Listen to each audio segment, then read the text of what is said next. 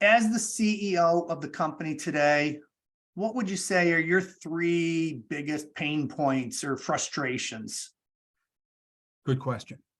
I would say certainly number one is the constant change or the constant difficulty in finding qualified, competent staff. That's certainly a big challenge, especially in manufacturing in the state of New Jersey. Okay, and we plan on being there in our facility for as long as we can. So that's number one. Number two is keeping up with the pace of technology changes.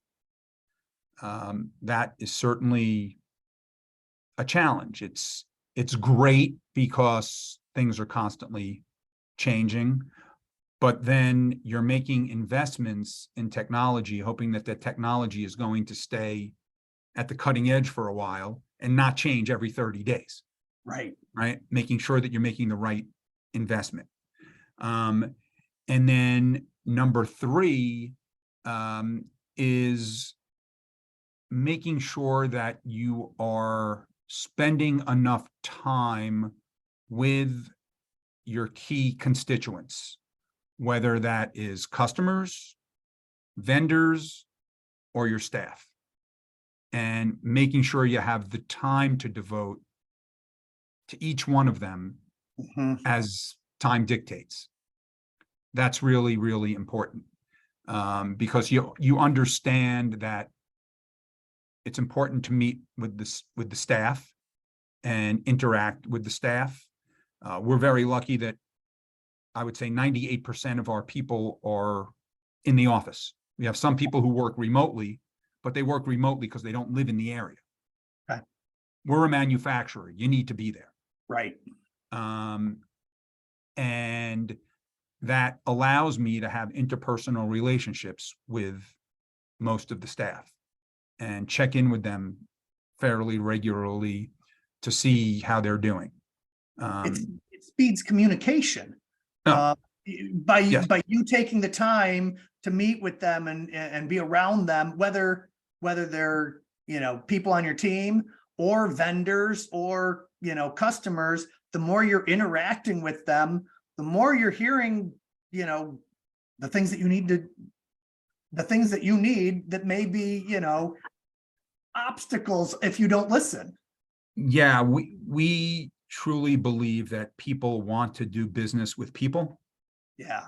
And the interpersonal relationships are so important and so have been such a large part of our success over the years, that we impart that to our staff and explain to them why it's so important to establish a human relationship with somebody, and not just text them and not just send them an email.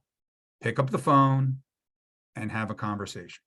It's one of my favorite parts about Zoom is, like, right now we're on Zoom for those of you who are, listening to the podcast, but we record on Zoom so that Eddie and I can be looking eye to eye and eye to eye. in the chin. And it's like, it makes for the show to be so much different, in my opinion, than if we were just doing this over a phone or without the video. Makes such a huge difference. Yes, I would agree with you. And I had listened to quite a few of your podcasts before, which is how I found you. And I did not know prior to Christina sending me a note saying, hey, we're going to do this over Zoom.